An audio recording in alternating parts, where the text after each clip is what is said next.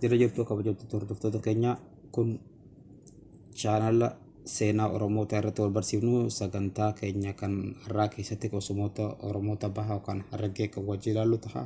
Kan warra biraa yeroo biraatti deebina warreen haaroo taatan chaanala keenya Carcar Connection subscribe godhaa.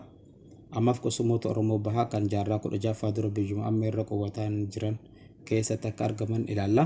Oromoon Harargee jaarraa 16 dura biyya Daawwaroo jedhamtu keessa jiraachuu isaanii ragaaleen garaagaraa kan mirkaneessu. Ragaalee kana keessa inni afaan Faranjiin barreeffame tokko kana jedha. There is also a division of the Oromo tribe Babbile Eastern Harar called warra Maayaa. Warra Maayaa warri jedhamu seenaa isaanii keessaa jaarraa 16ffaa dura ilaalchisee barreessaan biyya Xaaliyaan kan ibse. Innis akkana jedhee kaha. Siruli also speaks of the Maya nomads living on the edge of Muslim state of Dawaro. Kana olitti barreessaan kun akka jedhe warri naannoo kana jiraatu uummata Maayaa qofa haa ta'u malee namoonni bal'inaan bulchiinsa Daawaroo keessa qubatanii akka turan kan ibsu. The Oromo lived the century before 1522 in Dawaro is what today in northern part of administration region of Bale and the western Harargee in Carcar. This central thesis supports the irreducible history evidence. Yaada olitti kanarraa wanti hubannu Oromootni kana irra qubataa turan Daawaroon bara giddu galeessa isaa kam akka jiru ragaan ibsu muraasa. Bara sanitti Daawaroon kan argamu gara kaabaa fi bahaan Adaliin, kibbaan Baaleen, lixaan Hadiyyaa fi Sharqaan daangeffamtee akka argamtu jedhanii ragaaleen ifa hin taane kennu. Haa ta'u malee qormaatni muraasni moggaafama teessuma lafaa amma fayyadamuun bulchiinsa Daawaroo kan ture naannoo gaarawwan Carcaree kehee gara kibbaan bahaatiin hunda agalaga waabeetti deebi'utti kan fuulla'u ture jechuun mamii tokko malee dubbatu. Yeroo ammaa kana naannoon kun Oromoota ituu ala Anniyyaa fi Arsiin irra qubatee jira. Harargee baa keessa iddoowwan argamu tokko ammaan tana illee maqaa Daawarootiin waamamu. Kaaba Arsii keessa iddoowwan argaman lama maqaa kanaan beekamu. Kana malees balballi jaarsoo Oromoo tokkos maqaa kanaan beekamu. Oromoonni Harargee hogguu hidda latiinsa Oromoo lakkaawwan Daawaroo waamu. Hidda latiinsa Oromoo keessa argamuu isaa ibsa. Asirratti wanti tokko ka'uun ni mala. Kunis Daawaroo maqaa gosaati moo maqaa biyyaati kan jedhu. Tarii maqaan kun jalqaba maqaa gosaa ta'ee yeroo dheeraa booda gara maqaa biyyatti jijjiiramuu akka hin hafne agarsiisa. Kanas ta'ee sana Oromoonni bahaa keessayyuu Oromoon ituu naannoo Daawaroo kan Harargee lixaa keessa yeroo dheeraaf akka jiraatudha kan ibsamu. Oromoonni bara mootummaa giddugaleessaa eegalanii biyyoota Daawaroo jedhaman keessa jiraachaa turuu isaanii ragaan mirkaneessan. Keessaa durii qabee naannoowwan sanatti argamu bakki amantaa fi heeraa jiraachuu isaaniiti. Bakkichis Odaa Bultuum jedhama. Bakka kanatti wanti seena qabeessa ta'e tokko raawwateera. Sirrichis bifa haaraa yeroo fooyyee namichi Awuseet jedhamu Oromoota gargaaraa akka ture dubbatu. Kanarraa ka'uun iddoo Odaa Bultuum amma itti argamu kun Awuseet jedhamuunis waamamu. Akka odeeffannoon baay'een Awuseet jalqaba jaarraa 16ffaa keessa amantii Islaamaa babal'isuuf magaalaa Hararraa gara biyya ituu akka dhufe guubsan. Awuseet gaafa dhufu galamsoo bule. Galma kanas gara jalaan yaatudha gubbaan waajiraa jedhama. Achi irraa ituun kaasee Odaa Bultuumitti yaase. Dandeettii irratti ituu walitti qabee akkana jedhee eebbises jedhama. Akka dammaa waliin mi'a akka aananii itittuu ta'a. Addi keessan adda leencaa haa ta'u. Namuu isin hin danda'in. Handhura hallee handhura biyyaa ta'a. Meeshaa hallee misoomni isin haa ta'u. Dullachaa fi dullatti isaa haqalee tulloomaa tura. Sammuu saaqataa irratti filattanii sammuu ambaa hunda taa'aa jedhee eebbisee jedhama. Oromoo ituu keessa jiraachaa ture sadarkaa nama eebbisuu kan gahe Awuseet yoomii fi akkamitti Oromoo ituu dabalame kan jedhu Oromoonni yoomii jalqabanii achi turan isa jedhuuf nu gargaara. Odaan Bultuum jaarraa 16ffaa dura giddugala caffee gadaa ta'uu tajaajilaa akka ture ragaaleen afoolaa fi barreeffamaan ni mirkaneessa. Umriin gadaa Odaa Bultuum ilaalchisee yaada adda addaa lama qabaate illee lamaanuu ragaa olitti eeraman kana dhugoomsu. Yaadni duraa yaada odeeffannoo baay'eeti. Gadaan odaa bultum umrii waggaa 811 qabaa jiran. Kun kan inje lakkoofsa haga gartee lakkoofsa Awurooppaa bara 2004tti. Yaadni lammeessoo yaada manguddoota xiqqoo kan muraasa yoo ta'u, gadaa 64 hanga weerara Minilik duratti jechuudha. Minilik Hararii kan weerare bara 1987 ture. Kunis bara 1375 irraa eegalee akka gadaa ooltaa bultumitti haaromfamaa akka ture agarsiisa. Kunis haaromsa sirna gadaa odaa rooba ta'e wajjin wal qixa. Kanaaf yaadni manguddoo muraasa ibsamee kun kan salphate dhiifamuu hin ta'u. Ragaan olitti ka'ee caalaa kan fooyya'uu dhiyaate ragaa barreeffamaa dhiyaatedha. Burqaan ragaa barreeffamaa kunis seenaa Abaadirii fi hordofaa isaa kan ta'e Awuseediin kan ibsamu. Akka afoolatti Awuseed kan ituu wajjin galamsoo fi odaa bultumitti walitti dhufeenya uume erga Sheekh Abaadir magaalaa Harar seenee booda. Sheekh Abaadir Harar seena jedhamee afoolaa fi barreeffamaan kan ibsame xiqqoo yeroo adda ta'ellee odaa bultum giddugala caffee gadaa ta'ee tajaajilaa kennaa tureera. Ragaan ta'uuf garaagarummaan bal'inaan mul'atu. Sheekh Abaadir yookaan Abbaa Durrii kan maqaa dhugaa isaa Umarul Raadi' jedhamu Yaman Beeta Zaabit irraa nama 44 wajjin dhufee jedhama. Yeroo isallee hijiraa Nabi Muhammad alayhi salaam booda bara 612tti ture. Gaafa Abaadir Harar seenu abbaan gadaa naannoo sanii Hargaayaa gadaa Daggal Goobanaa jedhama. Gosti isaa ala keessa abbaadha. Harar dura magaalaa turte Dakkaar Goobanaa jedhamti. Hundeeffamuu odaa roobaa kan ibsu gara afoolaa yoo deebinu yeroo Abaadir Harar seenu odaan bultum abbaa gadaa kan ture Hargaayaa aangoo qabatee waggaa tokko ta'eera. Isa dura wal duraa duubaan abbootiin gadaa 5 aangoo qabatanii turan.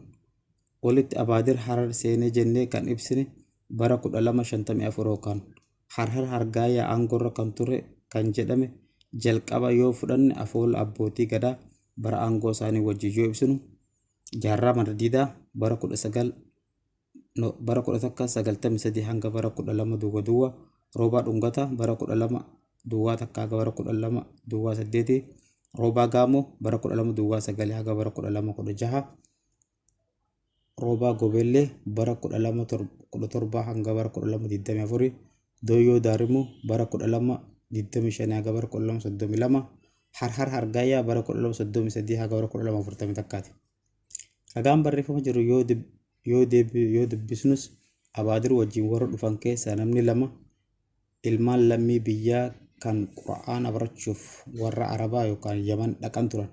Isaanis Usmaan Sheekh gosti isaa Jaarsoo yoo ta'u, inni kun immoo Ali Sheekh gosti isaa Noolee Gardaadudha. Jarri kun jidduu Abaadir fi Oromoota turjumaanaan ta'aniiru. Dhufaatii Abaadir kan ragaa yeroo ibsu akkanatti ka'a. According to the face of a chronicle referring to Harar, group missionary of under leadership of Omar al-Rida, he said have reached that town in 1216. Ragaa barreeffamaa kanaa fi afoolota bu'uura godhachuudhaan bara hundeeffamuu odaa bultuun yoo tilmaamne barri isaa naannoo bara 1993 ta'a. Dhufaatii Abaadirii fi babal'ifannoo amantaa Islaamaa barreeffama ibsan afoola wajjin wal simanii yoo ibsamu seenaa Oromoota baha Harargee kan jaarraa 16ffaa dura barruuf baay'ee nu gargaara. Asirratti wanti hubatamuu qabu amantii Islaamaa kan Harargee seene Abaadir durseeti. Seenaan gabaabinaan ibsame tokkos akkas jedha. Islam exists in Harar Plateau prior to Abadir, but it is spread and institutionally established in widely combined by its name. Kana olitti ibsame warra ibsame kanarraa wanti hubannu amantii Islaamaa Harar keessatti babal'achuusaa dhufaatii Abaadir wajjin wal qabata. Asirratti waa'ee seenaa dhufaatii Abaadir ibsuu kan barbaanneef kaayyoo qormaata kanaa ta'etis miti. Haa ta'u malee yeroo Abaadir Harar dhufe Oromoonni naannoo sanaa jiraachaa turuu isaaniitii fi amantaa Islaamaa kan fudhatan karaa isaa ta'uun afoolaa fi barreeffama kan jiru waan ta'eef. Hoggansa Abaadirii meeshaaleen dhufan keessaa dura Qura'aana barachuuf gara Yaman Oromoonni lamaan deeman akka turan himama. isaanis gosa jaarsoo keessaa kan dhalatan Usmaan Sheekii fi gosa Noolee irraa kan dhalatan Ali Sheek. Jarreen kun amantaa Islaamaa Sheek Abaadir wajjin ta'uudhaan Harar keessatti akka babal'isaa turanii fi turjumaana isaa akka turan himama. Tattaaffileen kun galma gahuuf isaaniitiif gosootni Oromoo 4 amantaa kan akka fudhataniif barreeffama tokko keessatti afaan Arabaatiin yeroo ibsan maqaa gosaa Nooleerraa Nawaalaa fi Alallaa Baabbilarraa Baabbila Anniyyarraa Ambiyya ja'a. Gosootni walitti eeraman kun gosootni walitti eeraman kana keessaa gosti ituu hin ibsamne. Kunis sababa malee miti. Abaadir akka Harar seeneen gosoota Oromoo amantaa Islaamaa akka fudhataniif waamicha godhee ture. Waamicha kanaaf gosootni hundinuu fudhataniif gosti isuu ni dide. Tarii ituu yeroo sanitti amantaa Islaamaa kan fudhachuu dideef kitaaba seenaa Abaadir keessatti galmeeffamuu dhabee ta'uu nafu. Walitti Awuseet gara Odaa Bultum deemuu isaa ibsinee ture. Adeemsi kunis Oromoota gosa ituu ta'an amantaa Islaamaa dhiyeessuuf jecha.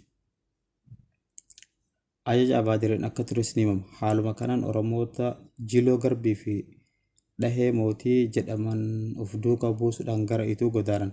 Awuseet Oromoota ituu keessaa yeroo dheeraadhaaf turuu ni ool. Akkuma kanaan olitti ibsuuf yaalletti yeroo sirni gadaa Odaa Bultumitti haaromfame Awuseet akka gargaaree kaafnee ture. Yeroo inni gargaares yeroo isaan wajjin yeroo dheeraa ture kanadha. Kana qofa osoo hin murtaahin Awuseet waggaa 5 abbaa gadaa ta'ee akka hojjetes ni hima.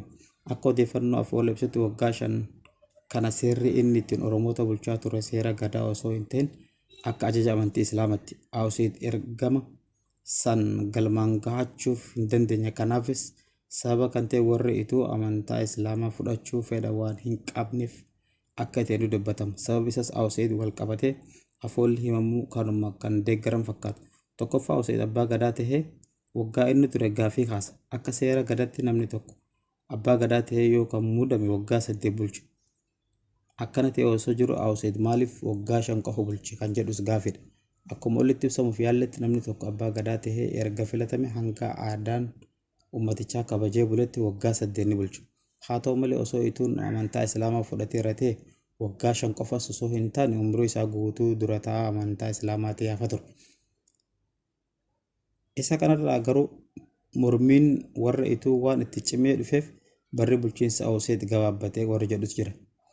Kana ilaalchisee Afoolli himamu bara bulchiinsa Awuseet gara dhumaatii biyyattii keessatti beellii fi gadadoon akka hammaachaa dhufee fi kanaafis Awuseet nageenya isaatii fi sodaatee warra ituu gara amantaa Islaamaatti deebisuu dadhabee aadaa isaanii ganamatti akka deebaniif akkas jedhee tures ni jedhama. Yaa ituu nuuttu aadaati san balleessee Rabbiin nu lolesse akkuma duraan kadhattan sanatti yoo nuuf kadhattan malee aadaa teessanitti yoo nu deebiftan malee tokkollee namaa sa'aan nagaa hin baanuun see aadaa teessanitti nagaa baanu malee jeetti gallakkise isaan godhi jedhama. Gama biraatiin jireenya Oromoo ituu kan jaarraa 19ffaa keessatti Afoolli ibsu qunnamtii ituu fi Sheek Huseen. Warri ituu kun aadaa amantaa fi gadaa keenya nu jalaa balleessuuf jechuun Sheek Huseentu tule. Biyya keenya baafna jedhanii warri itti tule. Biyya keenya baafna jedhanii warri Sheek Huseentu tule dhagaa ta'ee hafe ammas ragaan hambaa jiraa jiru. Asirratti ragaan Awuseetis ta'ee Sheek Huseen wal qabatee dhiyaate faayidaa isaa amantaa Islaamaa mormuu isaanii osoo hin taane Oromoota naannoo san jaarraa 16 dura jiraachuu isaaniiti. Ragaan barreeffama biroos dhugaadhuma jireenya Oromoota naannichaa kana mirkaneessa.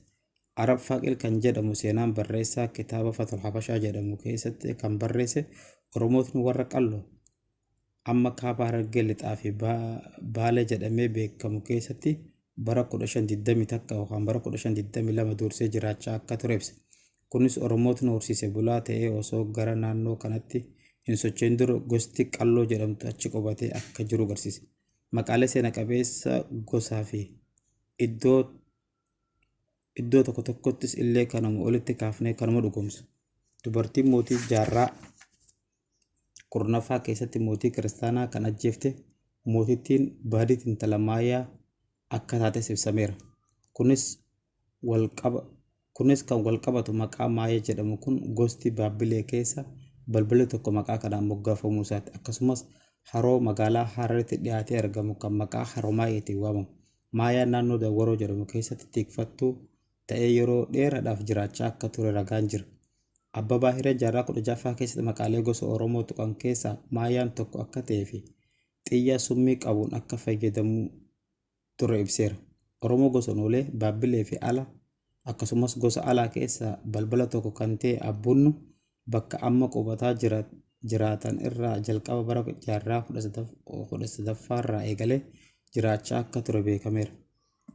Akkasumas balbala Hubee keessaa ibiddi tokko kan ta'e warra Daayyaan barreessitoonni tokko tokko wardaadhaan yoo waamanillee maqaa sirriin warra Daayyaan naannoo amma qubatee jirurraa bara 1520 akka dursee jiraachaa akka ture mirkaneeffachuu danda'ameera. Ragaaleen jireenya fi qosooma Oromoota naannoo gaafa Afrikaa keessumaayyuu biyya Somaalee keessa yeroo dheeraaf jiraachaa turuu isaanii ibsu hedduudha.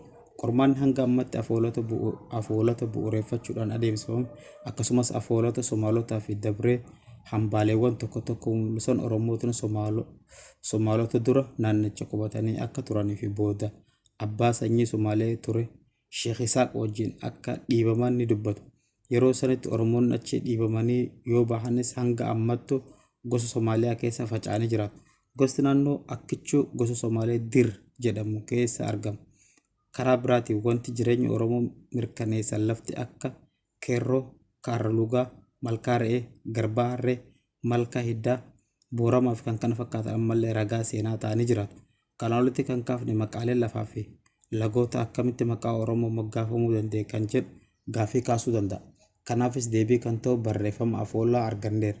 Jalqaba barreessaa seenaa tokko yeroo dubbatan amantii Islaamaa osoo hin labsaminii fi Somaalotni gara gaafa Afrikaa osoo hin dhufin dura jalqaba warri Pershiyaa booda Arabootni bara Zeeyilaa weeraran keessatti abbaan biyyaa lafa sanaa Oromoo turan. Biyya British Somaliland keessatti gama kaaba lixaa fi aadaa fi hambaan warra dur kun Oromoota hanga har'aatti jira. Ragaan barreeffamaa kanuma dhugoomsa. The Somali comes the present day Somalish much later than Oromo. Qaayichi qormaaticha keessaa akka ibsetti yeroo ammaa kaaba Somaaliyaa magaalli argamtu tokko Galkaayoo jedhamti. Galkaayoo jechuun warra yookaan lafa gaallaan irraa ka'e jechuudha. Isuma kana afaan Somaaliitiin yeroo dubbatan akkana jedhu gaal kan hadeehan jechi arrabsoo gaal kahadheen jedhuun kan Sheek Umar Warfaaq nama jedhamuun nurraa hambisee jedhu. Haga ammallee naannoowwan Galkaayoo kanaan Galat jedhamanii waamu. Hiikni isaas Oromoo jechuudha. Afoolli manguddoo Harargeerraa argames kanuma dhugoomsa. Akka isaan jedhetti naannoon Somaalee yookaan Galkaayoon Hargeysaa yookaan dhaddacha waraab jedhamee waamamu. Hargeysa jechuun muka hadhaawaa jechuudha. Mukti kun afaan Somaaliitiin Dar jedhama. Yeroo ammaa Hargeysaa maqaa buufata doonii kaaba Somaaliitti argamtudha. Olitti kan ibsame Galkaayoon Hargeysaa cinaatti argamti. Bakkeewwan kanas Oromoonni durii jalqabee akka qubatee ture kan ibsu yeroo ammaa gosa Somaalotaa keessa darbanii qubatanii kan jiran warra dur qubatan irraa citanii kan hafan ta'uu hafteewwan tokko tokko irraa hubanna.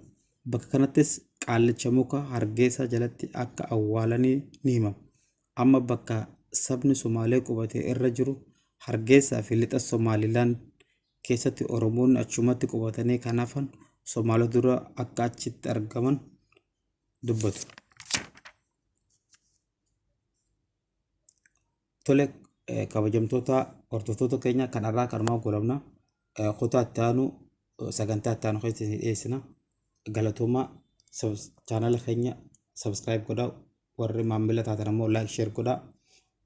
Akkasumas ammoo dhaamsi kun nama bira akka bira gahuuf share nu godhuu hin dagatinaadha.